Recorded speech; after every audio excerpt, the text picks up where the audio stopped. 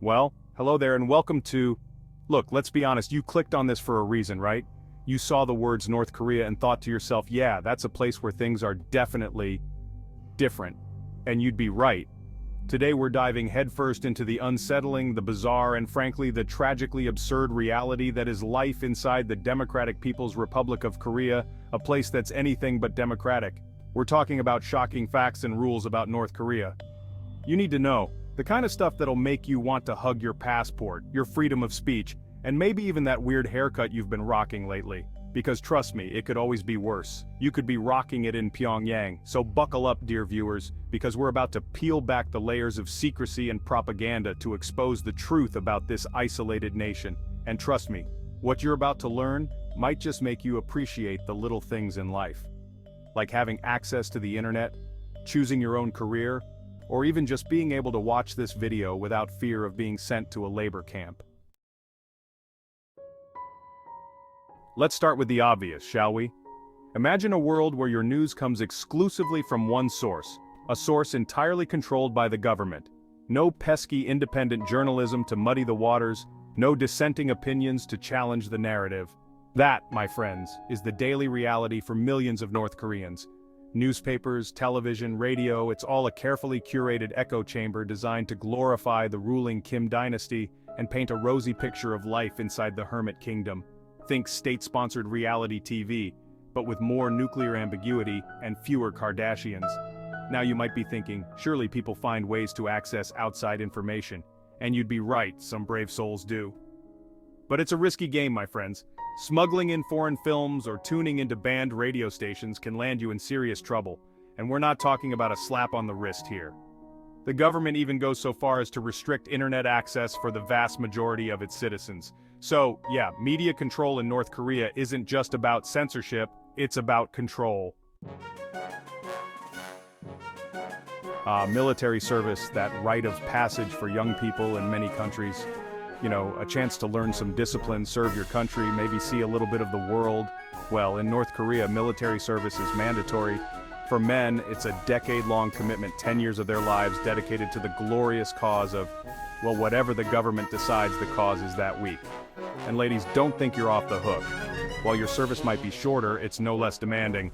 They're essentially trapped in a giant, heavily armed summer camp, except instead of making friendship bracelets, they're marching in formation and learning how to operate artillery.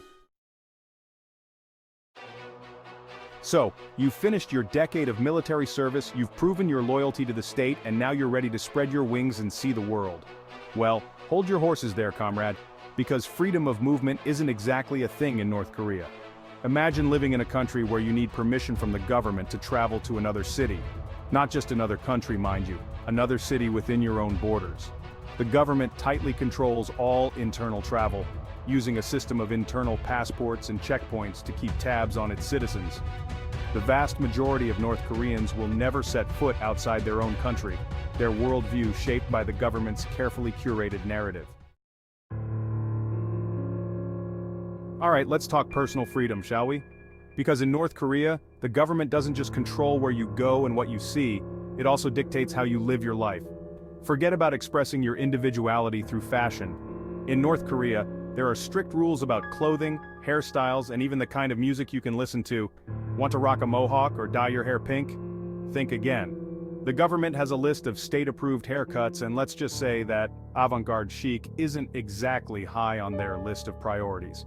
The government tightly controls all forms of media and entertainment, deeming anything that deviates from their approved narrative as a threat to their authority. Now, for the part you've all been, understandably, dreading the consequences of stepping out of line. Because in a country where the government controls nearly every aspect of your life, you can bet that the punishments for disobedience are severe. Forced labor camps, known as kwanliso, are a chilling reality for those who dare to challenge the regime. These aren't your average prisons, folks. We're talking about sprawling gulags where prisoners are subjected to back-breaking labor, starvation, torture, and often execution. It's a system designed to instill fear and obedience, to crush any hint of dissent before it can even take root. So, there you have it, a glimpse into the unsettling reality of life inside North Korea. It's a country shrouded in secrecy, where fear is a tool of control, and where basic human rights are routinely violated. But amid the darkness, there are glimmers of hope.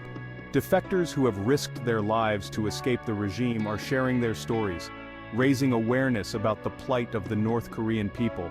And organizations around the world are working tirelessly to provide humanitarian aid and to promote human rights within the country. It's a long and arduous struggle, but it's a struggle worth fighting. So, let's keep talking about North Korea, let's keep shining a light on the injustices that occur there, and let's never forget the importance of standing up for what's right, no matter how difficult the fight may seem.